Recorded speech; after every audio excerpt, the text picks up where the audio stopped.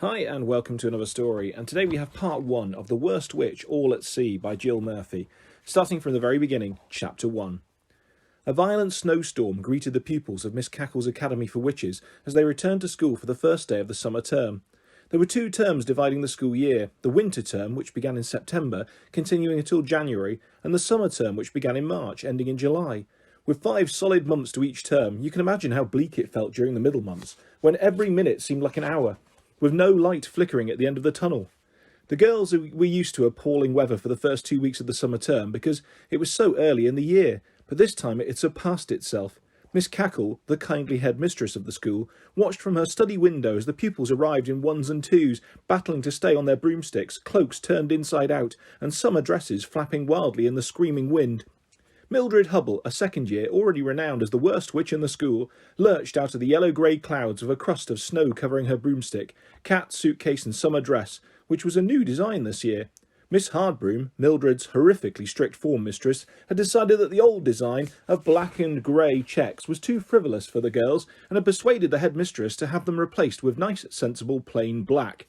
Miss Cackle had meekly agreed with Miss Hardbroom's plan, as she usually did, being a person who always avoided any trouble, but she had secretly rather liked the old uniform. The whole business had caused much merriment among the girls, who could scarcely believe that anyone, even Miss Hardbroom, could consider black and grey checks and grey ankle socks to be too frivolous. Mildred wondered if she was actually frozen onto her broomstick as she struggled to steer it over the wall and into the yard. She turned to check that her tabby cat was still with her, as the poor creature was terrified of flying at the best of times and had been yowling his head off for the whole journey. He was, but as they cleared the top of the gates by inches, the little cat attempted to jump off, causing Mildred to crash land into a deep snowdrift, which curved in an elegant arc against one of the broomstick sheds. It was quite sheltered in the yard, and Mildred lay in the snow getting her breath back, watching the other pupils coming into land, most of them more successfully than herself. "You are a pain, Tabby," said Mildred, her teeth chattering with cold. How am I ever going to get anywhere in this place while I'm stuck with a cat like you?" Tabby shook himself, and snow sprayed over Mildred's already snow-covered face. She even had icicles hanging from the brim of her hat, and Tabby's fur stood out in little frozen peaks. They made a sorry pair. "Maud, is that you?" Mildred called out, as a hunched bundle of broomstick and baggage wobbled over the wall and glided into the snow a few yards away. "Millie!" yelled a voice which was unmistakably that of her best friend. "Incredible weather, isn't it? And they call it summer term." Mildred scrambled to her feet, brushed off as much snow as she could, and waded across to Maud, dragging her suitcase and broomstick behind her. Tabby had now assumed his usual position, draped around Mildred's shoulders like a fur stole. "Do you think they might light a few fires as a special concession?" asked Mildred. "I shouldn't think so," said Maud. "You know what they're like. Healthy fresh air at all times. What about the uniform, then? Frivolous, I ask you." The yard was rapidly filling up with pupils, all stamping their feet to warm themselves and hoping that they might be allowed inside instead of assembling in the yard as usual. They made a rather dramatic sight, dotted about like crows against the glaring white. The main door opened and Ethel Hallow, a member of Mildred's class, generally known for her bossiness, especially towards Mildred, appeared with a note which she pinned to the door. The note read, "No one is allowed inside without permission. Girls must assemble in lines on the yard. When the bell rings, they should proceed to the cloakrooms in single file to deposit their bags, and from there proceed to morning assembly in the great hall." "I told you," said Maud grimly. "And how did Ethel get inside when we're all out here? That's what I'd like to know. Look at her, all dry and comfortable when everyone else is frozen stiff, waiting to be summoned out of the storm." "Watch out, Maud," said Mildred. "She's beckoning to us." "Mildred Hubble," shouted Ethel from the shelter of the doorway. "Miss Cackle wants to see you in her study straight away. Didn't take you long this time, did it?" She couldn't resist sneering. "How many minutes have you been here? 5, is it?" She pulled a face and ducked inside, closing the door behind her. "Oh, Maud," said Mildred, "Miss Cackle must have seen me crash landing. You'd think she'd have let me off a bit with a force 9 gale and a blizzard going on." "Never mind, Mill," comforted Maud. "I wish she wanted to see me. There'll be a fire roaring in her study, and at least you'll be able to warm up. Anyway, I'll bet it's not even about your crash landing. Probably something perfectly pleasant." "Perfectly pleasant," giggled Mildred. "Well, I'd better go and find out what I've done. Why don't you see if you can find Enid while I'm in there? She must have arrived by now." Enid was their other friend. "Good idea," said Maud. "Best of luck, then." Mildred gathered up her suitcase and broom and made her way up the snow-clad stone steps and in through the heavy front door. Chapter 2. It wasn't much warmer inside the school than out in the snow-swept yard. There was no glass in the castle-style windows, and there were little drifts of snow in regular heaps beneath the window ledges all the way along the corridor. Miss Cackle's door loomed ahead, and Mildred slowed to a snail's pace to put off the moment when she would have to enter and see what she had done now, 10 minutes after the start of term. She knocked very softly, hoping that she might not be heard. "Come in," called Miss Cackle's cheery voice from inside. Mildred pushed open the door, and there was Miss Cackle sitting at her desk with a glorious log fire blazing in the grate. "Ah, Mildred, my dear," continued Miss Cackle, "come and sit down here by the fire. You look absolutely frozen.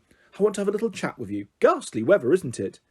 Yes, Miss Cackle," agreed Mildred politely, feeling less anxious as she noted the good-humoured tone of Miss Cackle's voice.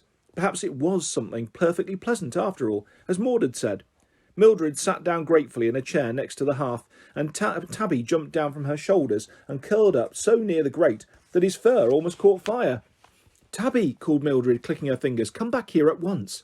But the little cat was too intent on thawing out to obey his mistress's orders. Also thawing out were the icicles on Mildred's hat, and 3 of them descended simultaneously to the floor with a gentle clinking sound. "Now then, Mildred," said Miss Cackle, pressing her fingertips together and surveying Mildred over the top of them, "I wanted to speak to you about the little cat of yours. Sweet, isn't he?" Oh, yes, Miss Cackle," said Mildred. "He's very sweet. Not very good. I mean, I can't get him to do anything right, and he's still petrified of flying, but he's very good-natured, and—" "Yes, dear," said Miss Cackle. "I can see that he's a charming little cat, but I was watching your arrival just now, and I couldn't help noticing that you were pulled off balance by the cat as you came over the gates. He really is rather a useless creature, despite his nice nature, and he looks terrible too when we're all on display, hanging on by his claws, spread out flat, when all the other cats are sitting up nice and straight by now, except for the first year's kittens, of course. Yours has never really got past the kitten phase, has he, my dear? And of course, he has completely the wrong markings for the school, and looks very untidy next to the black ones." Mildred stared at Miss Cackle, a wave of alarm spreading through her. Another icicle broke from her hat and fell into her lap. "Anyway, dear," Miss Cackle continued, "I was wondering if a more normal, regulation black cat might possibly help you with your studies. One of the 3rd-year girls, Fenella Featherflew, transferred to Miss Pentangle's academy last term, and left behind her extremely well-trained cat. They have owls at Miss Pentangle's, and so she had no use for a cat. You could have it if you like." Mildred was appalled. She scooped Tabby from the hearth and clutched him to her damp, unfrivolous summer dress, the remaining icicles tinkling onto the floor as she did so. "But what about Tabby, Miss Cackle?" she exclaimed. "I mean, it's very kind of you to consider me like this, but I've had him now for nearly 2 years, and he depends on me, especially as he isn't very clever, and I'm very fond of him." Miss Cackle smiled indulgently at Mildred, who looked rather appealing standing in a puddle of melted snow, her clothes and plaits dripping wet, with the pathetic little cat clasped to her heart. "Now then, dear," she said, "there's nothing to worry about. Miss Tapioca, the school cook, was only telling me this morning that the kitchen is having a mouse problem, and that she needs a good mouser. I would say that little Tabby here is just right for the job, wouldn't you? And it won't matter about his stripes, tucked away out of sight down in the kitchen." "But, Miss Cackle," said Mildred, "Tabby's frightened of mice. He doesn't—" "Nonsense, Mildred," laughed Miss Cackle. "No cat is afraid of mice. What an idea! No, I think your work will improve no end if you accept my offer of Fenella's cat, and Tabby will have the time of his life down in the kitchen chasing mice all day, and curling up by the range when he's tired. Off you go now. Miss Tapioca is expecting you. I rang her a moment ago. Run along, dear, or you'll be late for assembly. Miss Tapioca has Tabby's replacement in a basket downstairs." "Yes, Miss Cackle. Thank you, Miss Cackle," said Mildred, trying unsuccessfully not to cry. She held Tabby even tighter and went out into the corridor, where the icy wind struck her in the face as she left the warm fireside behind her and closed the door. Chapter 3. The kitchen was in the basement of the school. It was reached by several long dark corridors and narrow staircases. It took about half an hour to get there from the dining hall, which explained why the food was always stone cold. "Now, don't be scared, Tabby," Mildred sobbed into the little cat's rumpled fur. "I'll work out a plan to get you back with me again. I'll sneak down and give you extra training sessions so you'll get better at flying, and perhaps I could make you a little black coat to hide the stripes." I don't know why they're being so funny about that now. After all this time, they gave you to me in the first place. It's not fair." There was a great activity in the kitchen, which because of its gigantic range was mercifully warm. Over the range bubbled huge cauldrons of the atrocious porridge to be served for the girls' breakfast after assembly. Mildred stood unnoticed in the doorway, watching the 4 undercooks charging about. Miss Tapioca, a large person proportioned very much like a cottage loaf, with white hair bundled into a hairnet, sat at one end of the 15-foot-long kitchen table, looking up a recipe. "Ah, Mildred Hubble," she said, glancing up and seeing the bedraggled Mildred lurking in the shadows. "Have you brought our new mouser? Come and show it to us, girl. Don't just stand there staring." Mildred brought Tabby out from beneath her cloak and held him up. The 4 undercooks had gathered around as well, and they all tickled him on top of his head and smoothed his wind-blown fur. "Just right for a mouser," said Miss Tapioca, "and here is Ebony in exchange. Much too intelligent and well-trained to be wasted in the kitchen. Well, put the cat down, Mildred, unless you want to stay with him and catch mice yourself." She handed Mildred the basket. Mildred could see a pair of brilliant green eyes gazing at her from the shadow inside. Tabby, nicely warmed up by the hot kitchen, had retreated to his favourite position around Mildred's neck. There was nothing else to be done except to take the basket and go. "May I come and visit him?" asked Mildred, her voice quivering as she uncurled Tabby from her neck and placed him in Miss Tapioca's arms. "I don't think that would be very sensible, Mildred," said Miss Tapioca, holding Tabby in a very tight grip as the little cat was grimly trying to get back onto Mildred's shoulders. "He will be much too busy chasing mice to spare any time for visitors. Off you go and take care of Ebony. Now, that really is a cat to be proud of. You'll forget this little scruff in 5 minutes once you've been out flying with a cat like Ebony. Listen, there's the bell for assembly. You'd better hurry." Mildred left the kitchen without looking back. She could hear Tabby yowling desperately as he tried to follow her. She dived up the stairs, 2 at a time, ran to her room, dumped her suitcase, broomstick, and the cat basket, and sprinted the last few corridors to join Maud and Enid marching into the great hall. "Hello, Mill," said Enid. "What's wrong?" "What's the matter, Mildred?" asked Maud. "You look as if something ghastly's happened." "It has," said Mildred, bursting into tears as quietly as possible, bearing in mind the fact that they were on their way to assembly. "I'll tell you about it later." After assembly, during which Miss Cackle announced that lunch break would be in the great hall instead of the yard because the snow was already several feet thick, the girls trooped off to their form rooms to be greeted by their form mistresses. Mildred's form were unfortunate enough to be presided over by Miss Hardbroom, the most terrifying mistress in the school. She was a genius at reducing her pupils to a gibbering heap with withering glance. No one ever dreamed of passing a note or giggling or even speaking unless asked a question during Miss Hardbroom's lessons. On the way to class, Mildred managed to tell Enid and Maud the sad news about Tabby.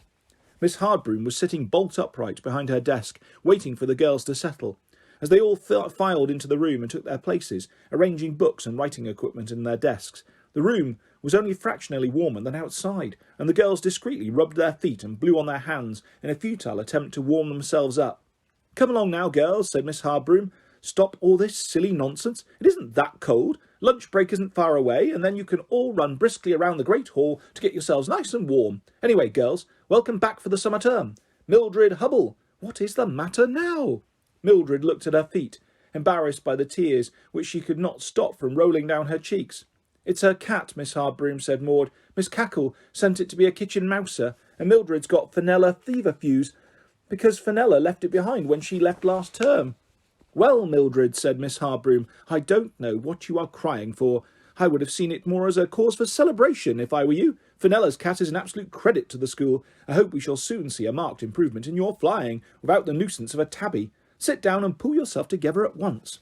I have an announcement to make, girls," she continued, which should cheer Mildred up considerably. "Mr. Rowan Webb, the magician Mildred rescued from the school pond last term, has written and asked if Mildred and her form would like to spend a week at his home by the sea during the summer term, by way of a thank you to Mildred." There were gasps of delight from the girls, who all turned to Mildred with joyous comments. "It seems that we all have you to thank for this little treat," said Miss Hardbroom, making it sound as if Mildred had done something wrong. Mildred didn't know whether to smile or look solemn.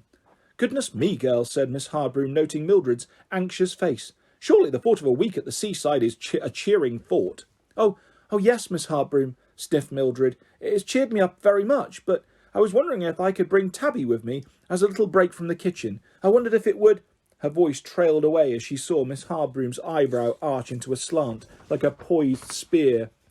There was no point in continuing. Mildred stared down at her feet and tried to look suitably pleased about the holiday, which was difficult when trying not to cry. Maud sneaked a hand under Mildred's desk and squeezed her friend's arm. They both knew that a holiday would be no fun at all, with Tabby left behind in the kitchen wondering why Mildred didn't come to collect him. Chapter 4. Gradually the weather improved. It stopped snowing, the snow melted, and soon the girls were all out in the chilly playground again, trying to devise new ways of keeping warm. The holiday was planned for the first week in May, and everyone hoped that it might be warm enough by then to swim and have some fun.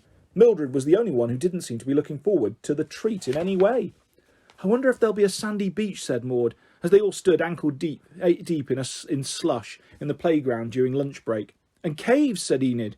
"And a whole week of sunshine so that we can sunbathe and swim," said Maud. "What do you think, Mill?" "Mildred doesn't think," said Ethel Hallow, who just happened to be passing by on her way to the library. "At least, I didn't see much evidence of any thought last term." "Oh, do leave me alone, Ethel," said Mildred, hunching her cloak up around her ears. "Not looking forward to our little treat, then?" Ethel continued, in her usual sneering tone. "I can't think why the whole thing's in honour of you. Anyway, you're always messing everything up. You're the worst witch in the school." "Come on, Mildred," said Maud, trying to keep the peace. "Let's go somewhere else and leave Ethel to her sour grapes." They all trailed across the playground and tried to get out of the wind by huddling in the broom shed, which is exactly the same as a bike shed, except that it houses broomsticks instead of bicycles. In fact, Ethel's observations about the holiday in Mildred's honour were very ill-advised. The whole incident ended up with Mildred in the pond. Had been completely due to Ethel in the first place. During the winter term, Ethel had changed Mildred into a frog. Mildred had hopped off to find help and been discovered by Miss Hardbroom, who had put her into a jar in the potion laboratory. The frog, Mildred, had escaped from her jar and fled to the pond to hide, where she had met the magician, Mr. Rowan Webb, also turned into a frog by enchantment. Mildred had rescued him and made sure he was reinstated as a human, so he was naturally very grateful to her. But Ethel was jealous of all the attention and praise which had been heaped on Mildred. "What's up, Mill?" asked Maud. "Aren't you even a bit thrilled about the holiday? Miss Hardbroom's already sent off our regulation swimming costumes and bathing hats." "I think it's the most exciting thing that's happened for years." "Sorry to be a wet blanket, Maud," said Mildred. "I'm just a bit fed up at the moment, that's all." "Don't worry, Mill," said Enid. "I'm sure you'll be just as glad as everyone else by the time we actually set off to— Where is it? What's the name of the place where the magician lives?" "Gloom Castle, Grim Cove," said Mildred. "What a terrible name," said Enid. "You're joking," exclaimed Maud. "No, I'm not," said Mildred. "I saw it on top of the letter on Miss Hardbroom's desk. Sounds brilliant, doesn't it? I can just see us all frozen to death, doing broomstick practice up and down 500-foot sheer cliffs in our swimming costumes. Anyway, just imagine what the swimming costumes will be like. If Miss Hardbroom thought our black and grey check dresses were frivolous, goodness knows what she'll come up with for swimwear. Anyway, I'm bound to get everything wrong. Ethel's right, really. I do mess everything up. I am the worst witch in the school." Maud and Enid felt awful. Mildred was truly down in the dumps, and nothing they could say seemed to cheer her up. What they didn't know was that she had another secret fear, like her embarrassing fear of the dark. Mildred couldn't swim. She had never learned how to, and even with armbands or a ring around her middle, she was as terrified as Tabby on the back of the broomstick. Tabby was the other problem. She missed Tabby so dreadfully that nothing could make her feel better, nothing except having Tabby back again, and she didn't know how to work out a plan to rescue him. Ebony, Fenella's cat, was a first-rate cat, almost as good as Ethel's. Mildred felt a twinge of disloyalty as she zoomed around the playground during broomstick practice, with the perfectly trained Ebony bolt upright behind her. It really was a help to have a cat which was a credit to you. But at night, Ebony would set off through the window and along the school wall for a night of hunting, whereas dear scruffy old Tabby had always spent the night curled up either on Mildred's chest or around the top of her head like a fur hat. Enid gave Mildred a rather nice furry Tabby cat hot water bottle, but it only made her feel worse. If only someone had invented a hot water bottle that purred, thought Mildred sadly, as she curled up under the bedclothes in the dark. And that is where we will leave part 1 of The Worst Witch All at Sea by Jill Murphy. I'll be back soon with the next part of this fantastic story and lots more stories and videos coming your way very soon. If you'd like to subscribe or hit a like, that's always appreciated. Thanks for listening, guys. Take care. Bye-bye.